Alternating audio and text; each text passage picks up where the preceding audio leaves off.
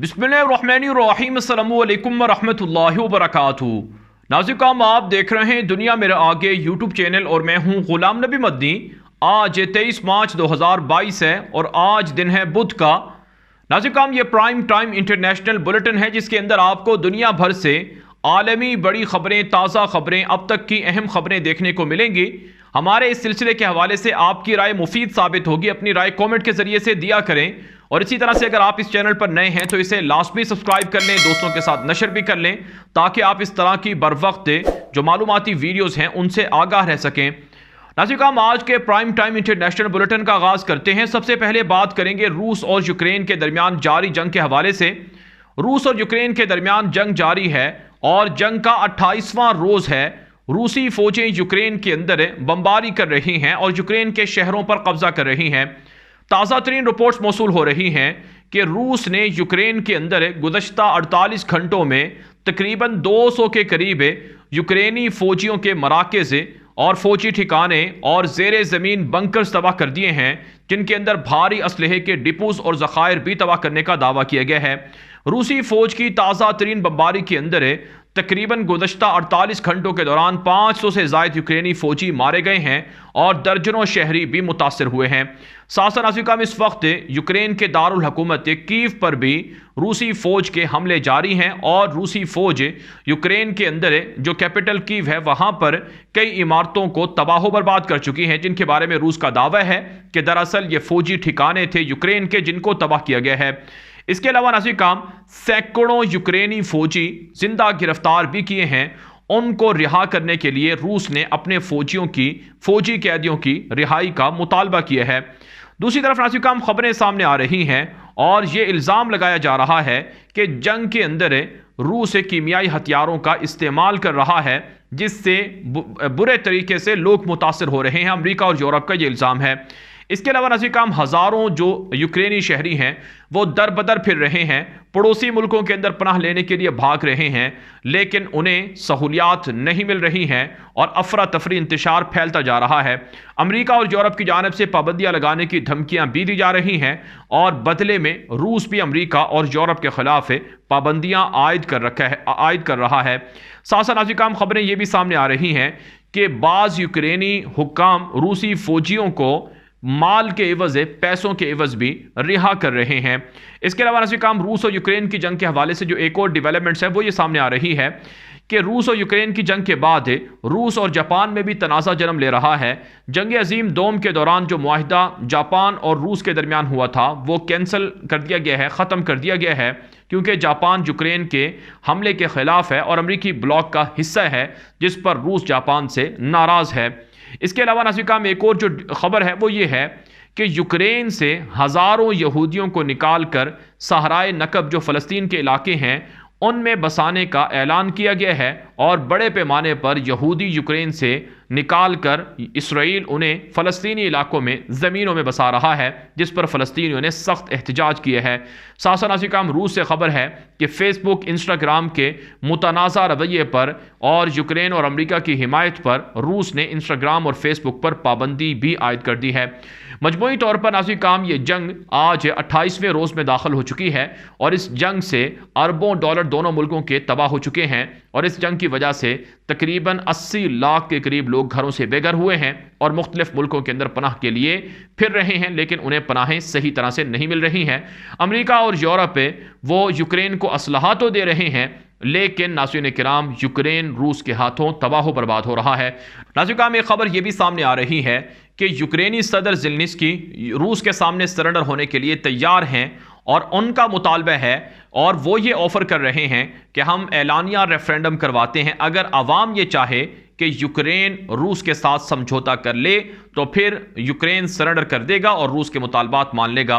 ताहम नाज़िकाम, रूसी फ़ौजें आगे बढ़ रही हैं और प्लान के मुताबिक मुख्तलिफ इलाकों पर कब्जा कर रही हैं। रूस का मीडिया और रूस की हुकूमत दावा कर रही है कि उन्हें कामयाबी मिल रही है। अमरीका और यूरोप से भी वक्त आने पर बदला लिया जाएगा, निपटा जाएगा। नाज़िकाम, मजीद खबरों पर बात कर लेते हैं। एक और जो बड़ी खबर है वो पाकिस्तान से सामने आ रही है। पाकिस्तान के अंदर OIC का कामयाब इजलास आज भी दूसरे रोज़ जारी रहेगा। कल जो तकारीर हुई हैं इस हवाले से, जो सऊदी अरब के वज़ीर ख़ारजा है उनकी तकरीर का हवाला आपके सामने रखते हैं। सऊदी वज़ीर ख़ारजा फैसल बिन फरहान ने अपने खिताब के अंदर कहा है कि अफ़गानिस्तान ये बात यकीनी बनाए कि उनकी सरजमीन दहशत गर्दी के ख़िलाफ़ इस्तेमाल नहीं होगी। सऊदी अरब और दीगर अरब ममालिक अफ़गानिस्तान के साथ है ताल्लुकात बेहतर करते रहेंगे।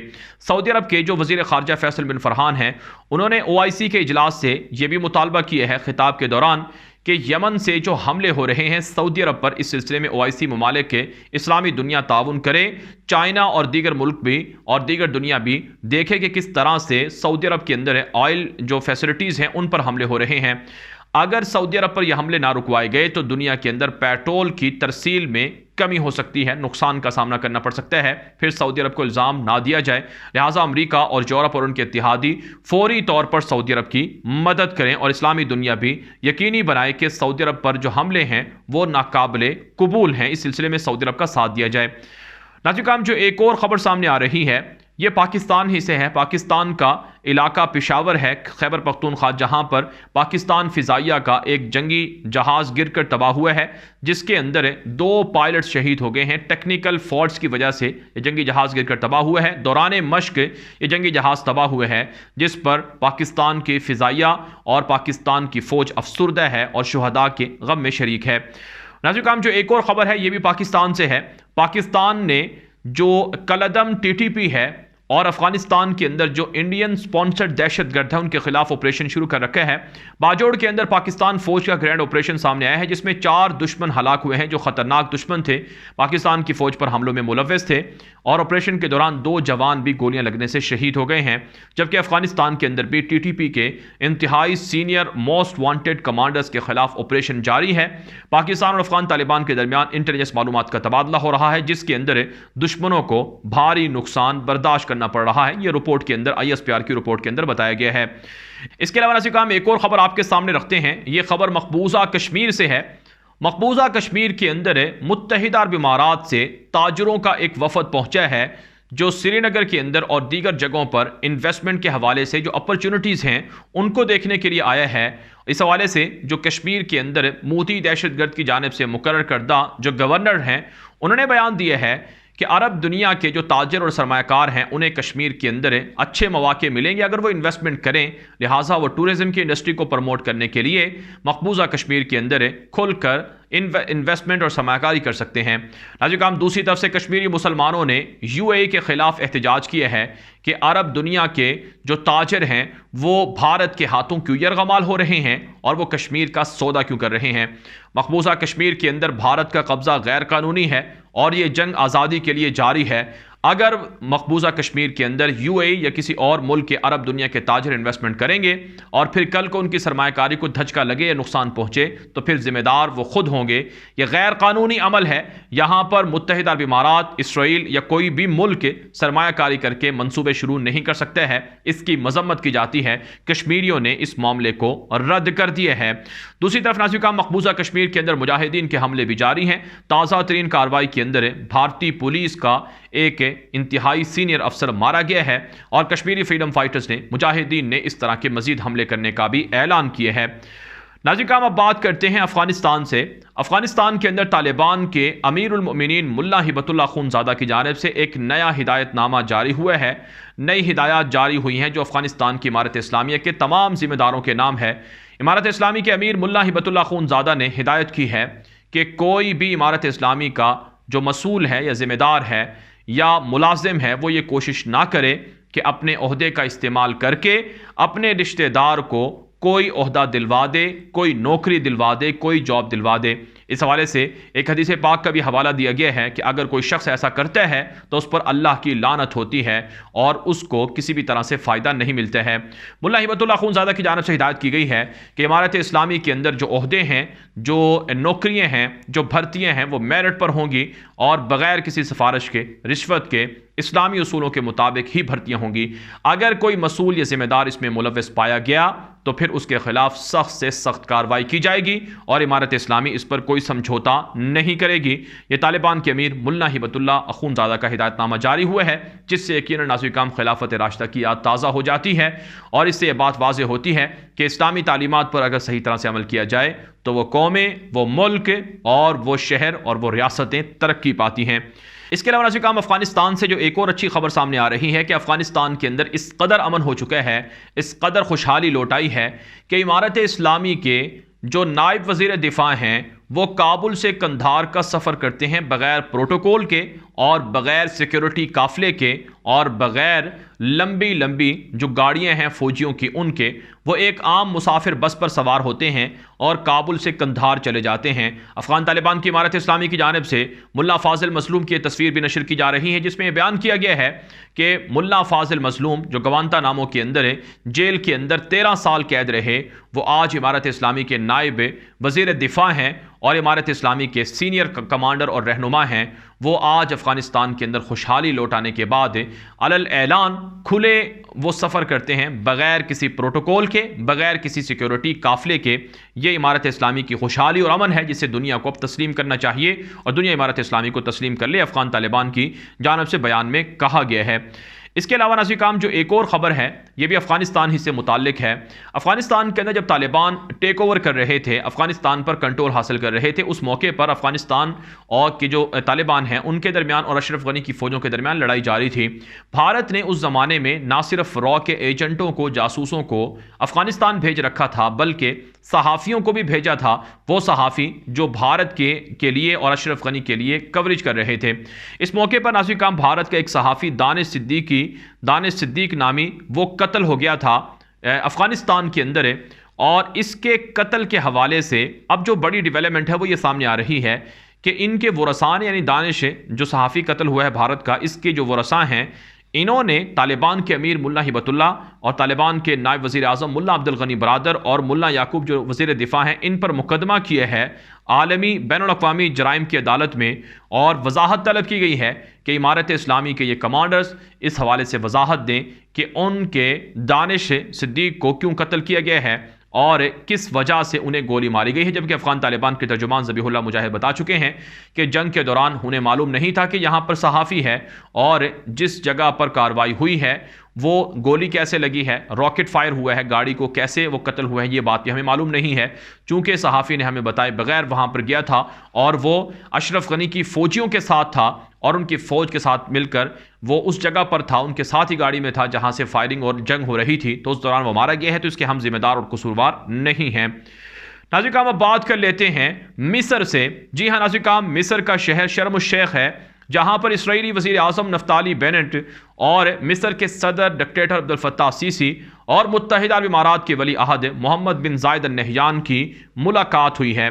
जी हाँ नाज़िर-ए-किराम, 3 मुल्कों की बाहमी मुलाकात हुई है जिसमें इसराइल के वज़ीर आज़म, मिस्र के सदर अब्दुल फत्ताह सीसी और मुत्तहिदा अरब इमारात के वली अहद मोहम्मद बिन ज़ायद अल नहयान शरीक हुए हैं। इस हवाले से जो आलमी मीडिया है, अल जज़ीरा और दीगर मीडिया है, वो ये रिपोर्ट कर रहा है कि वाशिंगटन पर अमरीका पर प्रेशर बढ़ाने के लिए ये मुलाकात हुई है और इस मुलाकात के अंदर मुत्तफ़िका तौर पर फैसला किया गया है मिस्र की जानिब से, UAE की जानिब से और इसराइल की जानिब से कि ईरान को जौहरी हथियार हासिल करने की इजाज़त नहीं दी जाएगी।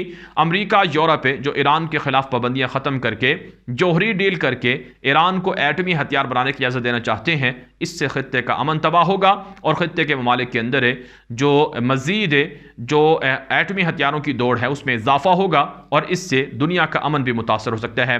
साथ साथ अफ्रीका में ये भी इत्तिफाक सामने आ रहा है कि तीनों मुल्क बाहमी तिजारत को प्रमोट करेंगे, बाहमी ताल्लुकात को प्रमोट करेंगे। लेकिन नाज़िर इस मुलाकात पर फ़लस्तीन के मुसलमान बहुत नाराज़ हैं, गम और गुस्से का इजहार हो रहा है। फ़लस्तीनी मुसलमानों ने इसे धोखा करार दिया है कि मिस्र और UAE इसराइल के साथ मिलकर डील कर रहे हैं और नुकसान फ़लस्तीनी मुसलमानों को पहुंच रहा है। जहां पर सबसे ज़्यादा मुसलमानों का रोज़ाना खून बहाया जाता है, उनको गिरफ्तार और उनको कत्ल किया जाता है। नाज़िर में एक और ख़बर आपके सामने रखते हैं। ये खबर है फ़लस्तीन से, जहां पर इसराइली यहूदियों के हमलों में मुसलमान फ़लस्तीनियों को ज़ख्मी किया गया है। ताज़ा तरीन वाक़या सामने आ रहा है फ़लस्तीन के मगरबी इलाके के अंदर, जहाँ पर यहूदी आबादकारी जारी है। फ़लस्तीनी मुसलमान एहतजाज कर रहे थे कि इसराइली यहूदी फ़ौज ने वहाँ पर हमला करके 45 से ज़ायद फ़लस्तीनी मुसलमानों को, बल्कि माफ़ कीजिएगा 54 फ़लस्तीनी मुसलमानों को ज़ख्मी कर दिया है। ये रिपोर्ट सामने आ रही हैं। और इसी तरह से नाज़िर काम महमूद अब्बास जो वहाँ के सदर हैं, उन्होंने बयान दिए हैं कि इसराइल फ़लस्तीन के पानियों पर कब्ज़ा कर रहा है, जो गैर कानूनी अमल है। इसके अलावा नाज़िर काम इसराइल से जो एक खबर सामने आ रही है कि इसराइली यहूदियों के खिलाफ फ़लस्तीनी मुज़ाहमतकारों के मुजाहिदीन के हमलों में इजाफा हो रहा है। फ़लस्तीनी मुसलमानों के दिलों के अंदर नफरत बैठ चुकी है, क्योंकि यहूदी उनकी ज़मीनों पर कब्जा करते हैं, लिहाजा फ़लस्तीनी मुसलमान रद्द अमल में उन पर हमला कर रहे हैं। एक हफ्ते के दौरान कई वाक़े हो चुके हैं जिनमें चाकुओं से हमला किया गया है, और आज भी एक हमला हुआ है जिसके अंदर कई इसराइली यहूदी ज़ख्मी हुए हैं। और इसी तरह से नाज़िर काम एक जो इसराइली यहूदी है उसके हलाक होने की खबर भी सामने आ रही है। ये रद्द अमल है, ये रिएक्शन है जो इसराइल के ख़िलाफ़ फ़लस्तीनी मुसलमानों में बढ़ता जा रहा है, और फ़लस्तीनी मुसलमान इसराइल के ख़िलाफ़ नफ़रत में भी इजाफा हो रहा है, और इसराइल के ख़िलाफ़ इस तरह के हमले मज़ीद करने का भी ऐलान कर रहे हैं। इसलिए नाज़िर काम इसराइल जब तक फ़लस्तीन के मुसलमानों पर कब्ज़ा नहीं छोड़ता फ़लस्तीन की ज़मीनों से, और वहाँ से मुसलमानों पर हमले बंद नहीं करता, तो उन्हें इस तरह के हमलों का सामना करना पड़ता रहेगा। नाज़िर काम एक और ख़बर आपके सामने रखते हैं। ये खबर सऊदी अरब से है। एक अच्छी खबर सामने आ रही है कि 2.5 साल के बाद सऊदी अरब के अंदर कोरोना पाबंदियां ख़त्म कर दी गई हैं, करंतना की शर्त ख़त्म कर दी गई है, और हरमैन शरीफैन में इस साल एतकाफ़ की भी इजाज़त दे दी गई है। रमज़ानुल मुबारक में दुनिया भर से लाखों ज़ायरीन की आमद के लिए तैयारियां मुकम्मल कर दी गई हैं, इंतज़ामात मुकम्मल कर लिए गए हैं। सऊदी इंतज़ामिया ने ऐलान किया है कि इस साल हज भी मामूल के मुताबिक होगा, और दुनिया भर से लाखों मुसलमान इस साल हज कर सकेंगे। आप जानते हैं 2.5 साल से सऊदी अरब के अंदर ज़ायरीन की आमद पर पाबंदियां थी, और कोरोना वबा की वजह से हरमैन शरीफैन को बंद किया गया था। लेकिन अब दुनिया भर के जो ज़ायरीन हैं, उश्शाक हैं, वो जोक दर जोक हरमैन शरीफैन आ रहे हैं, और अल्लाह ताला ये मौका और ये गनीमत हर किसी को नसीब फरमाए। नाज़िर काम एक और ख़बर आपके सामने रखते हैं। ये खबर है सूडान से, जहां पर अवाम का फौजी डिक्टेटर हुकूमत के खिलाफ एहतजाज जारी है। सड़कें बंद कर दी गई हैं, मरकजी शाहराहों पर एहतजाज हो रहा है। झड़पों के दौरान 200 से ज़ायद अफराद ज़ख्मी भी हुए हैं। दूसरी जानब अब्दुल फत्ताह बुरहान जो वहाँ के डिक्टेटर हैं, फौजी जनरल हैं, उन्होंने हंगामी दौरा किया है सऊदी अरब से, और सऊदी अरब से माली तौर पर मदद दी है, क्योंकि सूडान के अंदर इस वक्त मुआशी क्राइसिस हैं, महंगाई है, बेरोज़गारी है, जिसकी वजह से अवाम सड़कों पर है और फौजी हुकूमत से इस्तीफ़े का मुतालबा कर रही है। इसके अलावा नाज़िर काम जो एक और ख़बर है, ये श्रीलंका से सामने आ रही है, जहाँ पर महंगाई, पेट्रोल की किल्लत पर अवाम का एहतजाज इस कदर बढ़ गया है कि सदारती महल पर भी हमले किए गए हैं, जिसके बाद फ़ौज तलब कर ली गई है, और बाज़ इलाकों में एमरजेंसी भी नाफिज कर दी गई है। दुनिया भर के अंदर महंगाई, बेरोज़गारी और ग़िज़ाई किल्लत पर, पेट्रोल और दीगर अशिया की कीमतों में इजाफे पर, महंगाई के बढ़ने पर एहतजाज हो रहा है। नाज़िर काम जो एक और बड़ी खबर है, ये स्वीडन से सामने आ रही है, जहाँ पर एक स्कूल में एक तालिब इल्म ने 2 ख़वातीन को चाकू मारकर कत्ल कर दिया है। ये यूरोप का मुल्क है स्वीडन, जहाँ पर यह वाक़या पेश आया है। 18 साल तालिब इल्म को गिरफ्तार कर लिया गया है। ना सिर्फ यूरोप के अंदर बल्कि अमेरिका और कनाडा के अंदर भी गन कल्चर में और इस तरह के वायलेंस में इजाफा हो रहा है। बहरहाल नाज़रीन काम, ये था आज का प्राइम टाइम इंटरनेशनल बुलेटिन। इस हवाले से जो आपकी राय है वो हमारे लिए कारगर और मुफीद साबित होगी। अपनी राय व्हाट्सएप के ज़रिए से दे सकते हैं, कॉमेंट के ज़रिए से लाजमी दिया करें, और ये वीडियो जितना हो सके शेयर करें, ताकि ज़्यादा से ज़्यादा लोग ये आलमी खबरों से बाखबर रहें और हम भी इस सिलसिले को कंटिन्यू रख सकें। अब तक के लिए इतनी इजाज़त दीजिए। अस्सलामु अलैकुम वरहमतुल्लाहि वबरकातुहू।